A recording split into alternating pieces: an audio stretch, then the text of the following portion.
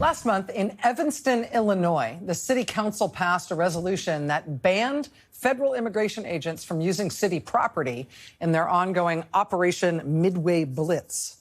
Now, the mayor of that town, Evanston, says he is investigating ICE's attacks against citizens who confronted them on the street in his town. At a rally the next day, Evanston Mayor Daniel Biss told the crowd he wants ICE to leave his city alone. ICE agents have assaulted Evanston residents, beaten people up, grabbed them, abducted them, taking people off the street once again because of the color of their skin. It is an outrage. Our message for ICE is simple: get the hell out of Evanston. Joining us now is Evanston Mayor Daniel Biss. Mr. Mayor, thanks very much for joining us this evening. I appreciate your time.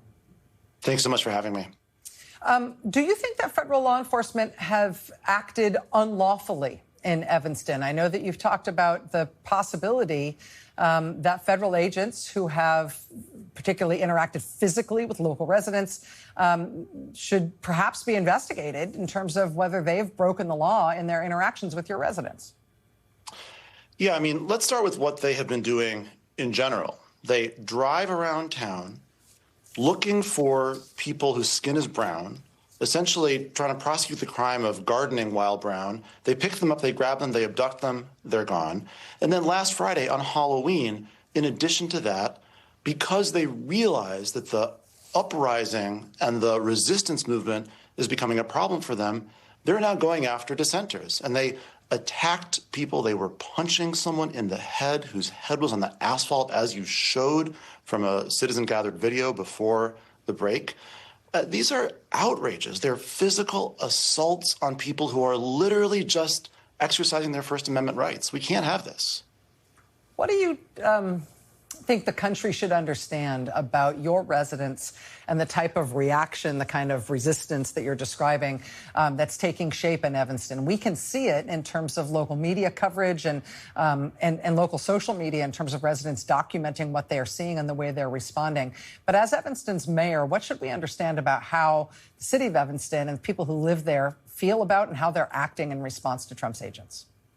Rachel, there are not words to describe how much I appreciate you asking this question, because these last 2 months, this hell, this occupation, it's changed us. It's changed our brain chemistry. We don't leave home without a whistle anymore. When we hear a helicopter overhead, we freak out and we text everybody we know. We're always on the lookout for exits and rooms that we haven't been in before. We're constantly working together to inform people who might be at risk of what the dangers are.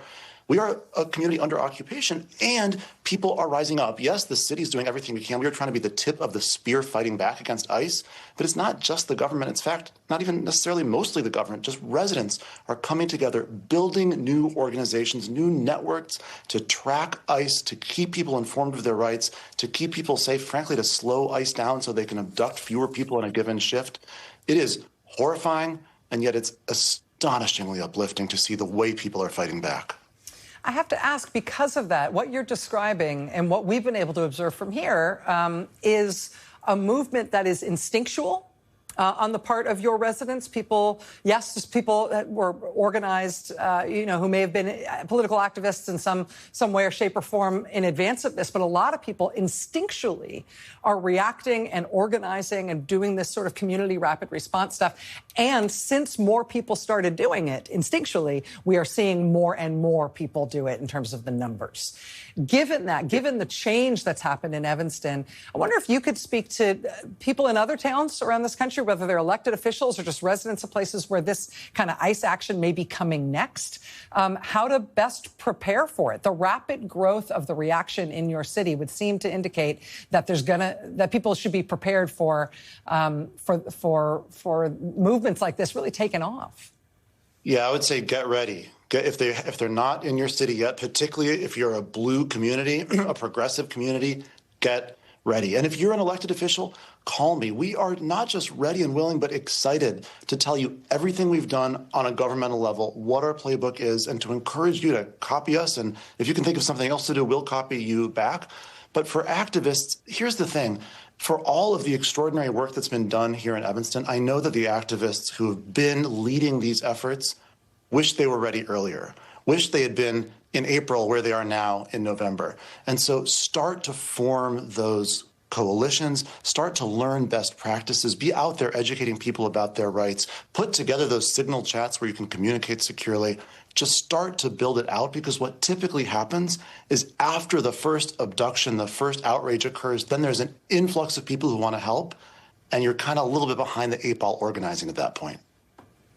That type of those type of practical preparations, I think, I don't know if that's going to be seen as the Evanston Handbook, but I think it's starting to be seen as the handbook around the country, as people are learning from communities that have spontaneously and instinctually reacted in the kind of constructive ways that you're describing. Evanston Mayor Daniel Biss, really appreciate your time tonight. Stay in touch with us. We'd love to stay apprised as your community continues to go through this.